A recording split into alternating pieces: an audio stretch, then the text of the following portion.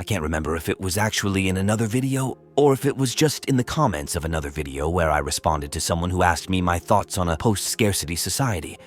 Actually, no, I take that back, I just looked it up. In the comments of my video revisiting my inaugural YouTube thought piece, my so-called theory of everything, someone asked me whether I thought a post-scarcity or post-satisfaction world was more likely, to which my answer was, quote, "We're in a post-scarcity world right now, at least in the first world, or at least we were for a while there. But we dropped the ball because it doesn't matter how many resources you give people, they're never going to be satisfied. That's just not how our evolved psychology functions," unquote. Recently, I've been thinking about the ongoing progression of automation, specifically in regards to the advancement of artificial intelligence, and even more specifically in regards to the empty-headed glazers who insist that once all the necessary work has been automated, we'll live in a Star Trek-style utopia where everyone can afford to sit around and relax, leading Edenic lives of whichever sort of enlightened pursuits they find most rewarding, which was what brought that previous interaction to mind. But I've already expressed this much at length in other videos, and in case I haven't already made it as patently obvious as the fingers on your own hand, make-believe is a function that whatever force or entity governs the universe saw fit to completely omit from my operating system. As frequent watchers of this channel will know, my first and foremost fictional love is Star Wars. Why? Because I could never suspend my disbelief far enough to buy into Gene Roddenberry's notion of a post-scarcity utopia. And even when you strip the element of literal magic from the equation, the philosophies posed by the primary factions in a galaxy far, far away are still at least perfectly actionable, if both still far from optimal, in a human context, meaning actual humans can actually live by them, despite their flaws. Again, for the sake of not making this the Broken Record channel, the TLDR is that post-satisfaction won't happen because it's incompatible with the human condition, and post-scarcity doesn't last for more than a generation or two since human desire is always infinite and our resources and energy will always be finite. My point is that we grew up as a species in a world of scarcity.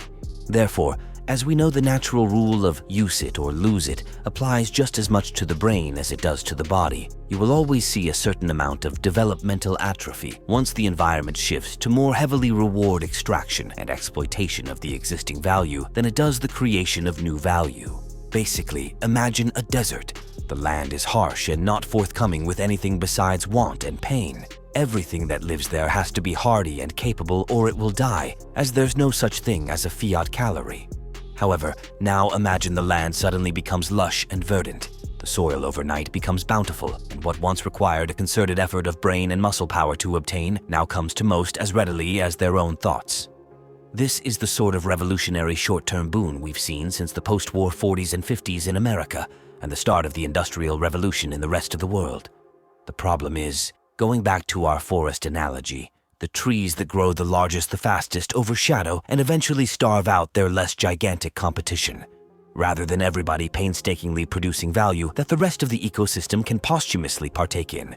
Hoarding resources for as long as possible and extorting value from the rest of the system by forcing them to compete over the scraps and pittance dolls of their towering predecessors becomes the new most lucrative meta. Now, you might argue that the difference between a human economy and a natural ecosystem is that participation in the former is voluntary, at least on paper. However, as I'm sure I don't need to tell anyone who has more brain cells than dollars to their name, a choice between two options nobody would ever voluntarily choose on their own isn't really a choice at all. It's a trap. And just so, a choice between a bad and a worse option isn't truly a choice either. It's an ultimatum. I don't know about you, but if I'm going to live in a hovel and eat bugs regardless, I'll at least choose to do it where the grubby elites who put me in that predicament don't get to profit off my misfortune. And even if you stiffly abuse yourself with the absurdist fiction that economic participation is somehow optional, a critical factor in the maintenance of any organization is that participation in its systems must be a preferable alternative to going without. And while scrounging around in the woods for beetles hardly sounds like an ideal fantasy lifestyle, it's also hardly a reality, as anyone sensible won't just steal off into the woods alone, but with a trusted party of friends and/or family backing them up. Or if such a circle isn't immediately available to them upon their egress, their first priority will invariably be to find or create one. This is why our modern world works as hard as it does to alienate and isolate people, especially men. As a tight-knit community of boys who can forge a new path through the elements together will be far more inclined to tell the greater powers to F off when their deal becomes too one-sided than a herd of impotent sheep. But again, I hear you thinking from the future. You didn't come here to listen to yet another carbon copy TTS millennial rant video. You want to know why I think we're doomed to live in a nightmare dystopia like Dune or 40K rather than a heavenly nirvana like Star Trek? For that, I need to refer you to this recent little labor code I made. Essentially, the way I see it, in a world of abundance, social, political, and economic leverage shifts from the producers of value, labor, over to the consumers and holders of value, capital. This in turn empowers the parasites, as the only meaningful difference between economics and what I've just decided I'm going to call environomics is that natural resource debts aren't transferable, and the consequences of bad survival strategy can't be obfuscated. You either have what it takes to play the field, or you don't. There are no excuses, no exceptions, and no exploits to those rules. This is what we're observing right now. Capital gains are at an all-time high, whereas regular working people are having to struggle and fight just to live day by day. Fun fact, Karl Marx originally coined the term capitalism to refer to this process, though it was later appropriated by those same career parasites and eventually warped over time to refer to the free and fair market exchange of value by means of capital. The more you know. Now, what does any of this have to do with automation? Imagine a world where human labor has been rendered completely obsolete. What then do you suppose will become of the 90% of humans who have to justify their cost of upkeep to the social managers by exchanging their labor for a share of the capital? What happens when nobody needs what they're selling? And what happens, do you suppose, to the rest of the market when there's no consumers left to consume the glut of products the machines churn out? Well, we already know the answer. The capitalists will just sell and trade the capital amongst themselves. This is what we observe now. It's why most major business interests are pivoting to target the whales. From gaming to gambling, from investing to tourism to reproduction, the meta now seems to be fleece the poor to feed the rich. As the market demands capital infinitely increase, another absurd fantasy, luxuries, which are infinite. As the more leisure people have, the more they will find to want to spend that spare time and energy on will be prioritized over needs, which are fairly static, as people can only eat and drink so much. And so priority in the market has been ported over to those circa 20% who still have any discretionary incomes left. There is a concept popular among most sects of the major Western religions of the chosen elect, the minority elite selected by divine grace to enter the kingdom of heaven. Perhaps, although it galls me to admit it, they may be actually correct in this. In the same sense as it could be argued that when the God of the Bible speaks about visiting the iniquities of the fathers upon the third and fourth generation of sons, he's metaphorically describing the real social process, more popularly known in these times as the fourth turning. Could it also be that the chosen elect is secretly an intuitive occultic reference to how most people seem inexorably slated to lose the game of life?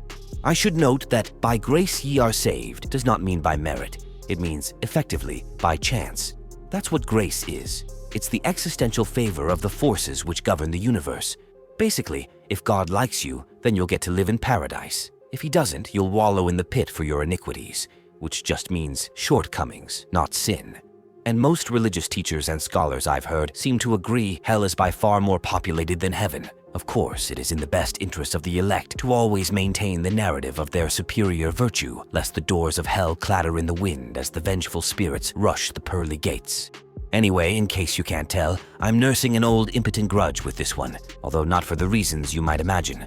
Though I personally have no dog in this fight as I'm perfectly content with my modest lot in life, I am nonetheless righteously offended by the idea that the most pathologically avaricious of us should inherit the earth while the real heart and soul of humanity who made their ascendancy possible in the first place should be fated to fall and be lost in the shadow of the abyss for the sole iniquity of trying to have an identity outside of their finances. That said, I also understand that auto-hypnosis is not actually a solution to any problem, just another form of coping narcotic. Trying to counter what is by screaming about what should be is like trying to change the wind by holding up a wrong way sign. I also understand that recognizing a problem and actually solving it are two different things. And as I've said numerous times before, people are motivated primarily by tangible incentives, not abstract principles. You can't eat virtue, honor won't keep you warm in winter, and all the wisdom in the world won't stop the rain from coming, the wind from blowing, or the sun from setting. And for those who might propose transhumanism as the potential solution to the problem of human nature, let me ask you this. Can a wheel draw a straight line? Sure, you may argue, if it rolls along on its edge. But that's not how wheels naturally turn, is it? If left to its own devices, a wheel will naturally turn perpendicular to the pull of gravity for reasons of math and physics. Many eons ago, I wrote about the 3 laws of divinity, primeval concepts of continual logic that even the cosmic forces themselves can't break. The first one, you'll notice, is that no force can generate that which is not at least in part a reflection of itself. You could say this is because of Newton's third law. Equivalent motions, equivalent exchange. 2 sides, same coin. Or, if you'd prefer a more popular phrase, garbage in, garbage out. If human nature is our problem, and anything we create will always be a reflection of ourselves, how can we ever make something superior, or even meaningfully different, to ourselves? Besides, even if we did by accident, we'd probably just destroy it out of fear of the unknown. Alright, I think I've rambled at you long enough for one sitting. Like I said, this video's not so much a cogent thesis as a general flow of consciousness. Normally, I just jot these down and then delete them, but for some weird reason I felt compelled to cast this one out onto the digital ether.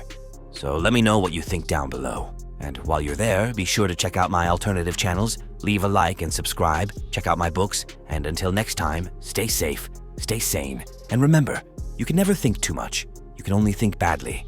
Peace be upon you.